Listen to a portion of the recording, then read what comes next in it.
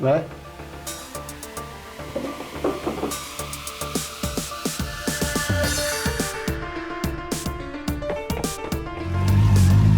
老张，哎，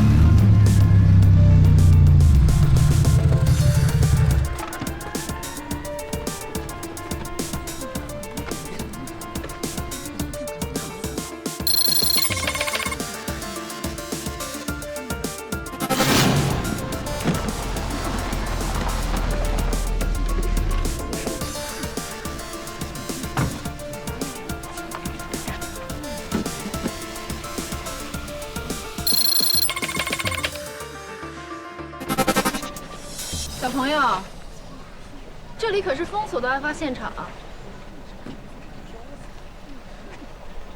苏梅吧，我也是特案组的。特案组什么时候还招见习警察了？你毕业了吗？我只是偶尔去大学讲讲课。讲课？你才多大呀17岁当博士已经不早了。我爸18岁都双博士了，我拉低了我们家整体水平。你平常都这么说话吗？在新的团队，我爸老嘱咐我让我低调点。你们好，我是梁教授的助理阿信，梁教授，请跟我来。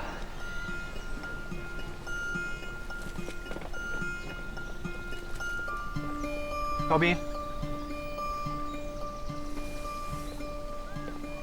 哎，你好，你好，你好。我是法医高斌，我对现场进行了初步的勘查，根据尸骨的特征可以判断，死者为女性，现在还没有办法确定死亡时间，因为现场发现了很多化学痕迹。哎，怎么没见着梁教授啊？他还没来。为什么特案组的每一个人的档案都能查得到，唯独梁教授的一片空白啊？梁教授，特案组的负责人，公安部特案要案专项领导，警界传奇，破案率100%，平均结案时间不超过1个月，而且他还是个长腿欧巴。啊，在我的电脑面前从来没有保密二字。哎，杨教授。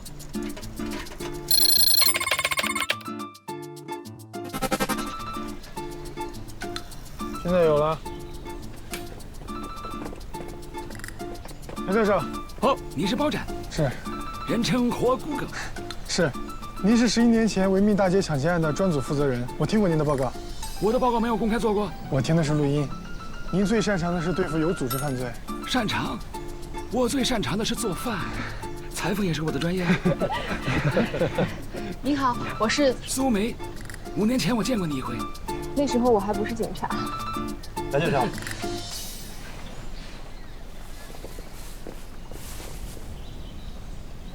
哦，这里被锤子锤过，凶手看来是个老练冷酷的人。梁教授，我在受害人的骨头上发现了一些细小的痕迹，很奇怪，不像是金属利器造成的，更像是动物撕咬。所以我在想啊，很多凶手在处理尸体的时候，喜欢先处理掉尸体上的脂肪，特别是用动物撕咬的话 ，DNA 的证据就会少很多。所以很多黑社会他都是开沟厂。1997年，在美国加州发生了一起类似的案件，他只不过把死者放进了鱼缸里，为什么呢？是因为他养的是食人鱼。我只是给大家一些启发啊。知道了，小天才。凶手在处理掉尸体上的脂肪之后，把剩下的骨头放进了那个坛子里，现场也没有发现指纹。看起来凶手很享受处理尸骨的过程。应该是连环杀手吧？我觉得，这么狠毒的方法应该不是第一次杀人了。我们可以排查一下犯罪记录，这个杀手应该从小就开始犯罪了。所以我们可以肯定的一点就是，抛尸地点不是在这里。坛子是埋在一个布满青苔的水域，有一段日子了，因为这几天下雨，洪水把它冲到了这里。现在我们首先要找到的是抛尸地点到底在哪儿？哦，我想起来了，就是这个坛子，我从小就见过它，它是专门画素描的坛子。坛子的裂缝主要是在底部，也就是说，这个坛子是从高处往下扔的，底部撞击了水面，所以抛尸地点应该在一座桥上。我这里只要输入了坛子的密度、重量和水流速度，就能生成一个3维模型，这样就能模拟计算出桥的高度了。电脑太慢了，这座桥应该不高。哎，我跟你讲，如果以悉尼海港大桥为例，它的高度是52.4米，如果从这个高度往下跳，冲击力应该是2吨，哇，相当于跟一个90迈小汽车迎面相撞，什么概念啊？四肢要能连在一起都是万幸。你这样能算出来吗？我的脑子同时可以考虑2件事情，这样不耽误时间。2.5米，纠正一下，是2.56米。马上可以找桥梁施工图看一看。找到了。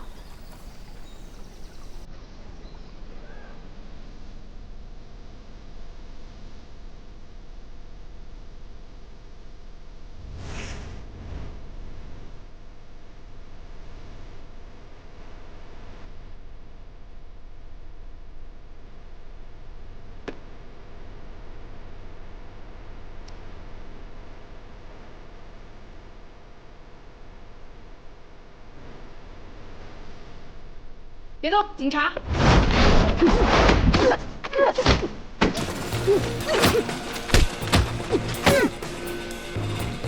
别动！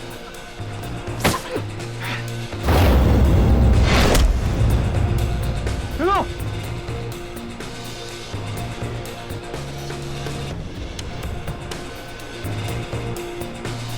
你别动！你别动了，再动就破坏现场了。你就是华龙啊？你怎么会在这儿啊？坛子这么大，搬到这儿肯定引人注目。还好这个小比较偏僻。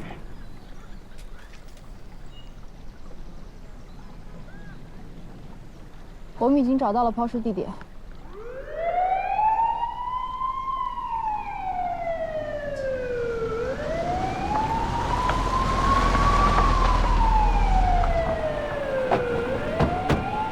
我已经通知了班人。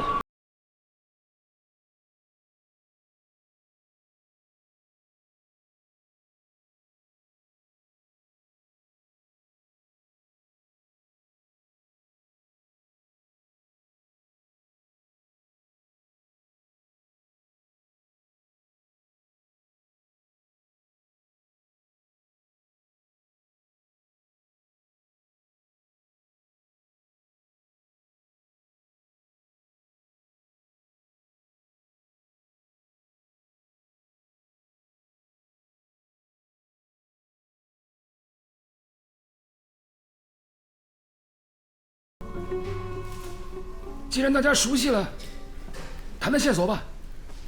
刚好在桥上的护栏啊，发现了一组奇怪的脚印。那不是很多小情侣约会吗？说不定鞋印是哪个小情侣留下的呢？小情侣站在石桥的护栏上，怎么了？泰坦尼克号的小情侣还站在甲板的护栏上呢，照样情意绵绵的。我跟你讲，越危险越刺激，就是有那种2个恋爱的人心跳加速的那种荷尔蒙分泌的感觉。我觉得我倒是有必要教教你该怎么说话的。你还是先教他怎么挨揍吧。你也不差呀。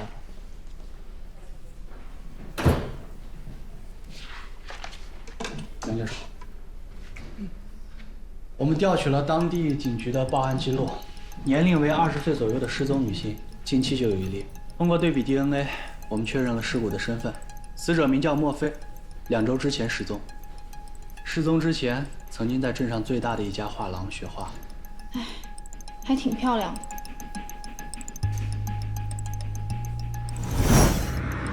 杨教授，华龙给人感觉永远是那种单打独斗、容易惹麻烦的。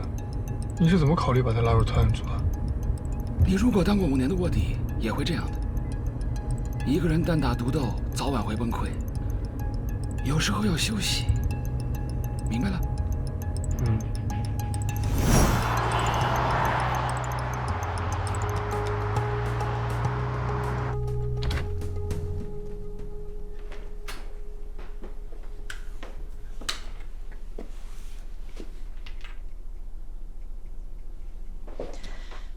没有撬锁的痕迹，也就是说，莫非在听到敲门声后是主动来开门的。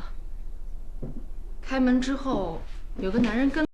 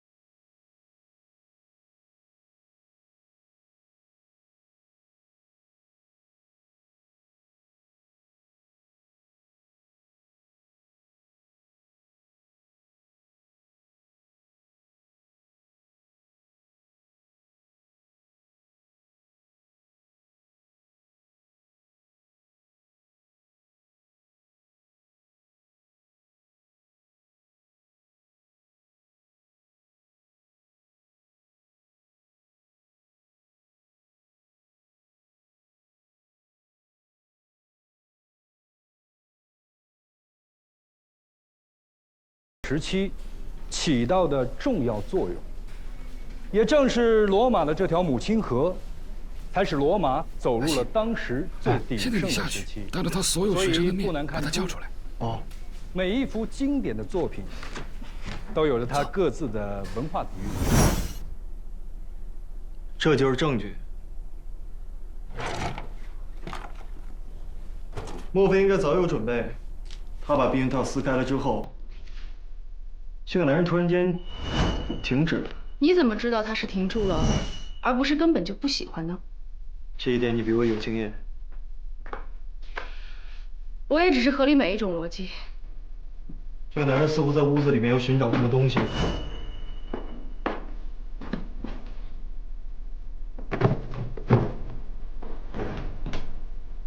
莫非在安抚他？看来这个男人有一些把柄在莫非的手中。当他找到了东西之后，就杀人灭口。但是她是一个小女孩，会拿着什么把柄呢？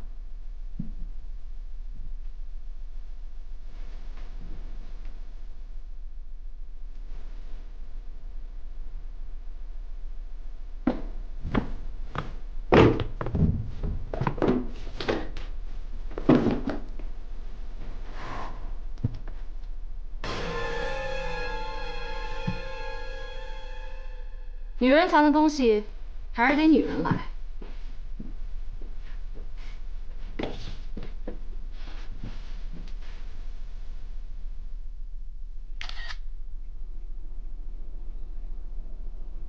没错，是我。那么莫非是你的小女朋友吗？我们不是你说的那个关系，我们仅仅是师徒关系。我们调查了莫非的社交网络，一共有172条未公开的信息，68条跟你有关。你的画作出现了32次，你跟我讲你跟他只是师徒关系。学生里头啊，有不少女孩迷恋我，这很正常。莫非失踪那天，也就是3月17日，你在哪里？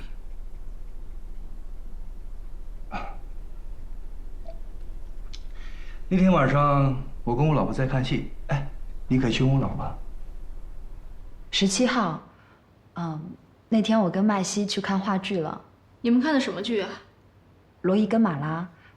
不过我们岁数大了，也就不再相信这些美丽的谎言了。经常去看话剧吗？没事儿的时候就会去看。你们那天是几点结束的？大概是晚上9点。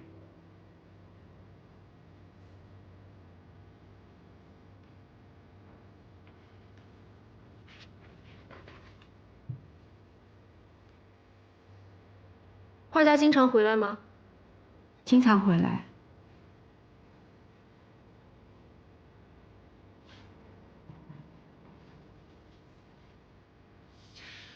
哦，这个是戏剧演出的宣传手册，警官要是感兴趣的话，可以拿回去看看。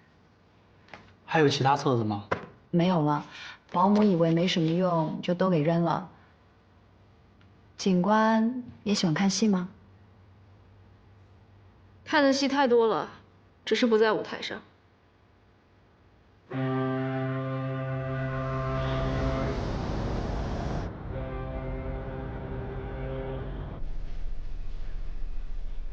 把一个根本就不喜欢的宣传册放在家里面，是摆给我们看了吗？这个李峰和她老公有一双一模一样的拖鞋，李峰的那双破损很严重，但是麦西的很新。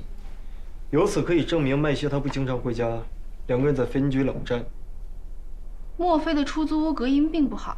那天我询问了他的邻居，他失踪那天他们并没有听到任何的尖叫声，所以我认为熟人犯案的可能性会比较大。画廊的邻居告诉我们，画廊根本就不赚钱，而且教学也没有利润的。麦西主要靠老婆养活，老婆家里很有钱，他是个上门女婿。这个麦西呢，平时赚不到什么钱，生活压力很大，所以在小女生身上找到了自信，结果被小女生纠缠上了，怕得不到老婆的财产，所以就对小女生下了手。好，说到物证啊，我觉得有个地方很奇怪。麦西戴的戒指非常旧，但他老婆戴的戒指却是很新的，款式一样，新旧不同，记下这一点。教授，这是墨菲的出租屋提取的指纹跟麦西的指纹对比结果，还有这一张，是石桥上的脚印儿跟麦西的对比结果。把麦西找来吧，跟他好好聊聊。喂，啊？石桥下又发现了另一具尸骨。所以可以判断凶手是同一个人。查到凶手进入的方法了吗？还没有，他骨头上这些齿痕真的非常诡异。受害者身份呢？还在查，我们只知道她是女性，20多岁，死亡时间应该是在1年左右。查一下警局失踪人口记录。好的。这次的衣服也是红色吗？对，的确有调查表明，女性受害者穿红色衣服的比例比较高。为什么呢？红色会引起别人的注意，还有最重要的一点就是，可以引发男人的性欲。就一个颜色，不至于吧？当然至于了，曾经有人做过实验，好吗？红色，凡是运动员穿上，都会引起他的生理机能和荷尔蒙水平。难道会变娘吗？会变得有攻击性。其实性欲和攻击性是一回事儿，这不是我说的，这是弗洛伊德说的。来，注意一下啊，这次尸体的处理方法没有上次娴熟。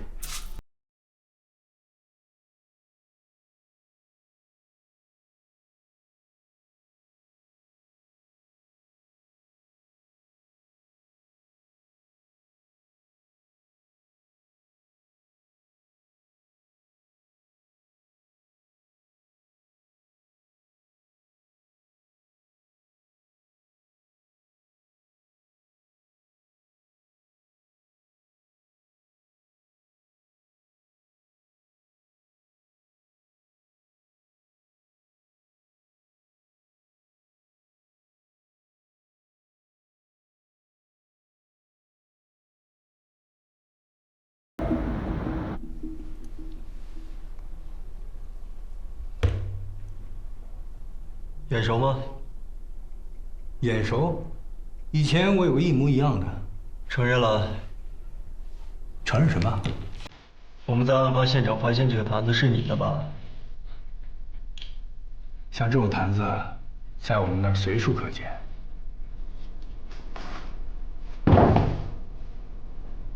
这个你看看。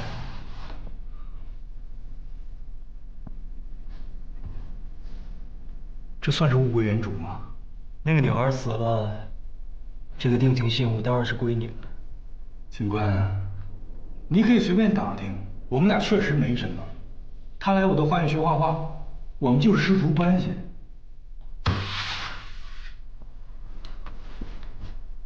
你就这样为人师表？是。他勾引我，但是我忍住了。在最后一刻，我作为丈夫，我克制住了自己的欲望。我对天发誓。你就对天发誓！叫华龙出来吃饭。啊。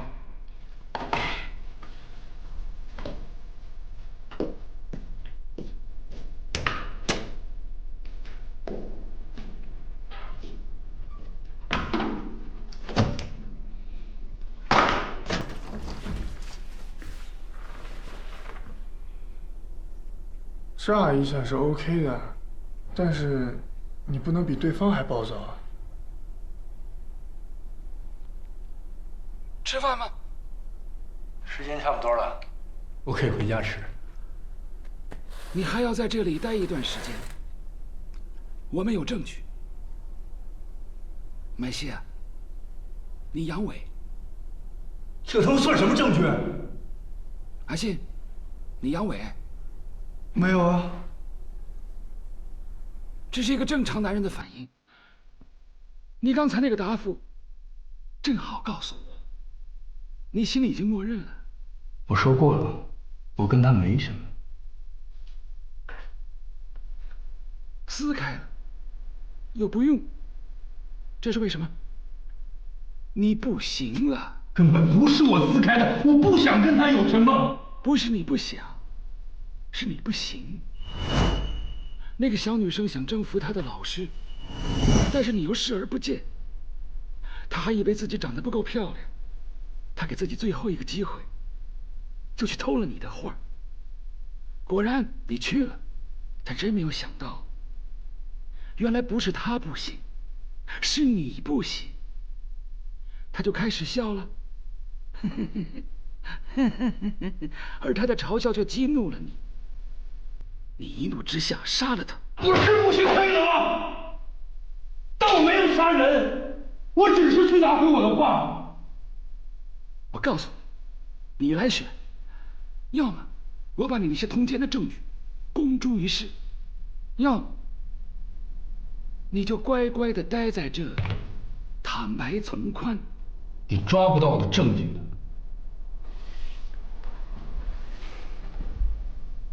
我告诉你啊，我当警察几10年，你这样的人我见多了。表面上长得风流倜傥，在我眼里，你就像3柱的马桶。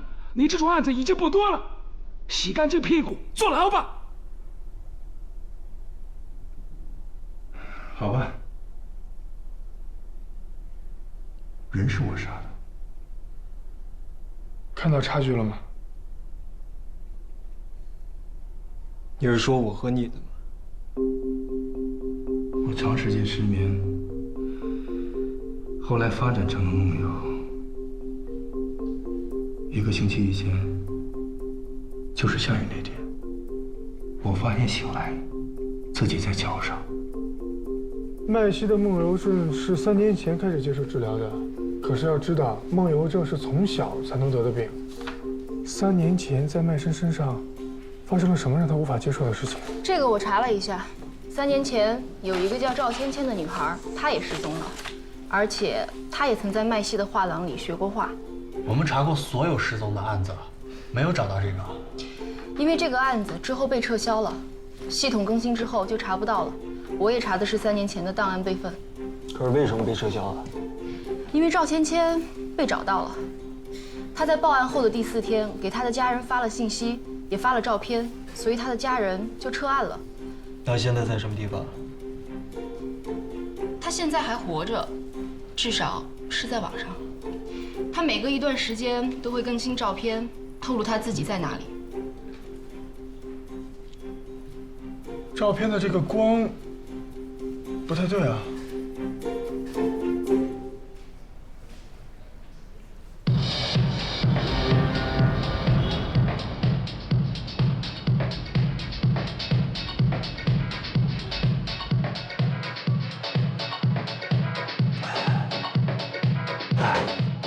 我们为什么要来这种地方？我们现在唯一能确定的线索就是杀死墨菲的人，同时也杀死了一个叫幻玉的姑娘。幻玉就是我们发现的第2个死者。这里就是幻玉生前工作的地方。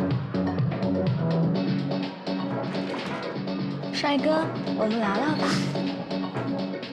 我吗？对啊，就是你啊。你叫什么名字啊？做什么工作的？啊，您好，我是。喂，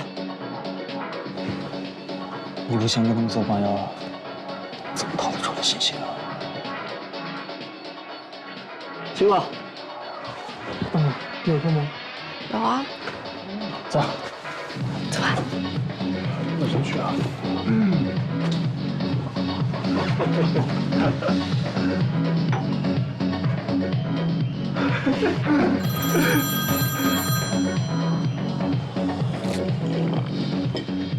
喂。哦，好。查到麦西的医疗记录，的确接受过梦游症治疗。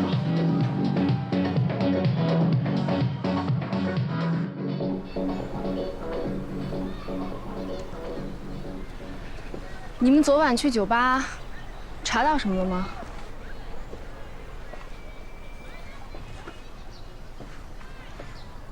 本来我对麦西的怀疑已经减少了一些啊，可是昨天晚上去酒吧的时候碰到了一个舞女，她说麦西和幻玉认识，而且麦西曾经为幻玉画过一幅画，这个女孩在她闺蜜面前无数遍的炫耀，想必他们两个肯定有问题。那1年前幻玉失踪的时候，警方就应该排查到麦西了。当时他有一个非常坚定的不在场理由，就是他当时和他老婆在韩国旅行，这一连酒店也可以证明。那现在你是更加怀疑麦西，还是相反？如果那天他梦游从这个桥上摔了下去，而且又是这个时间的话，我相信桥上一定有目击证人。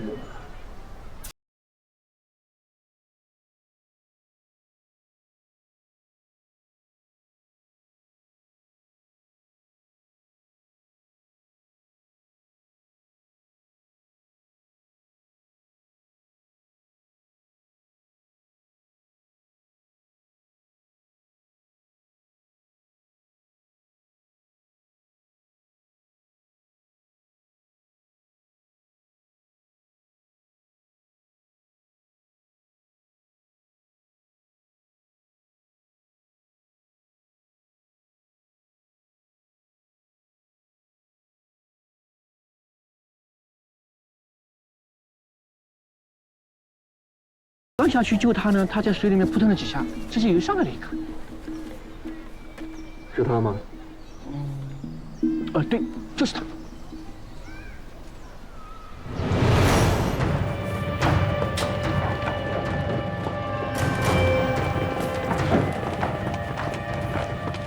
你们怀疑我丈夫是凶手，你们有什么证据？现在还不便透露。你们在这里是找不到证据的，这里每天人来人往的，谁会在这里杀人？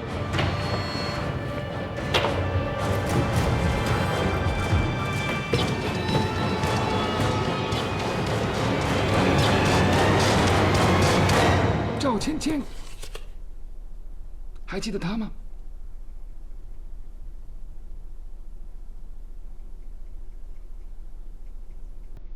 我不想去厕所。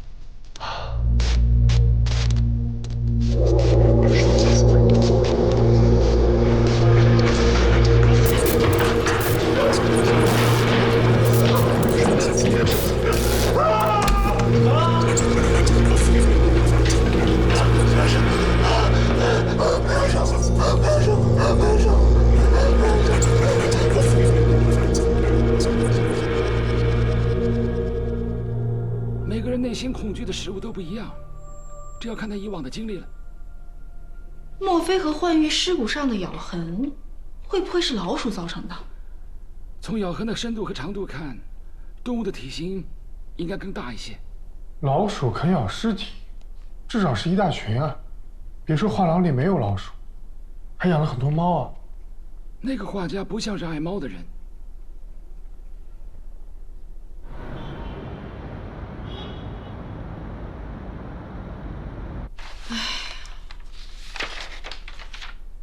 赵芊芊的手机一直都有人帮她续费，但是她的微博又是移动信号登录的，没有固定 IP。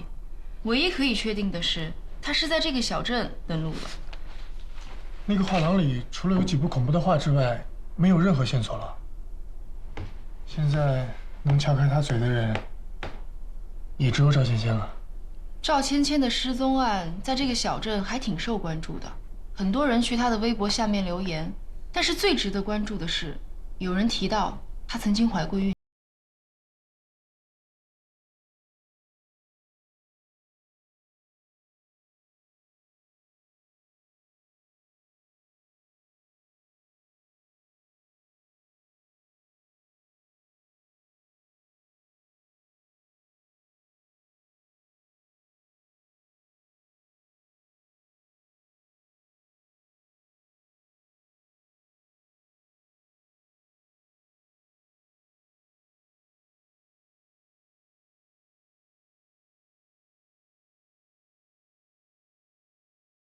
你总是习惯把树够往上挑，这样并不美观啊。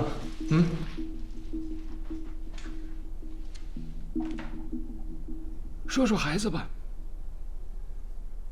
赵芊芊是怀了我的孩子。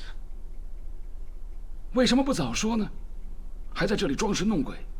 我不说是因为你没法舔着脸说。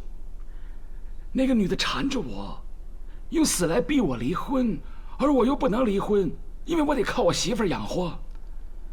如果有你说的这么简单，很复杂吗？我也以为很复杂，但是我错了。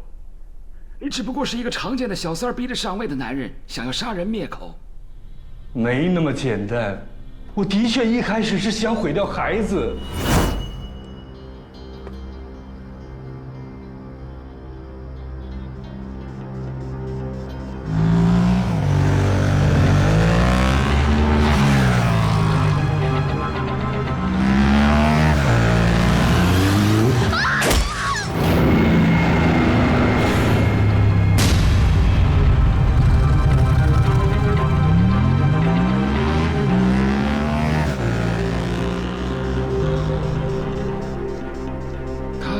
认出你了吗？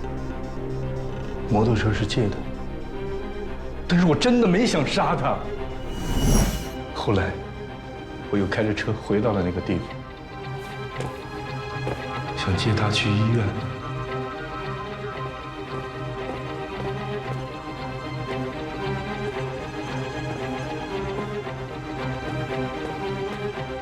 可是当我回到那个地方，他已经不见了。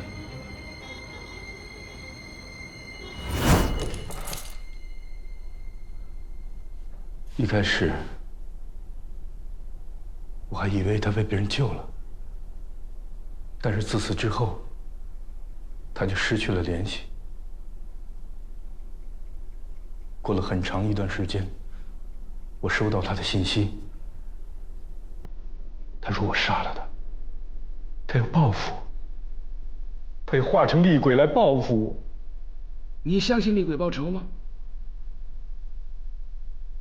我找人，找了个懂电脑的人，定位了赵芊芊的手机位置，结果发现，就在画室里以前他坐的地方。手机呢？毁了，把我 SIM 卡都给我烧了，但是后来那个号码还是给我发信息，从那个时候，我就开始失眠。后来，发展成了梦游。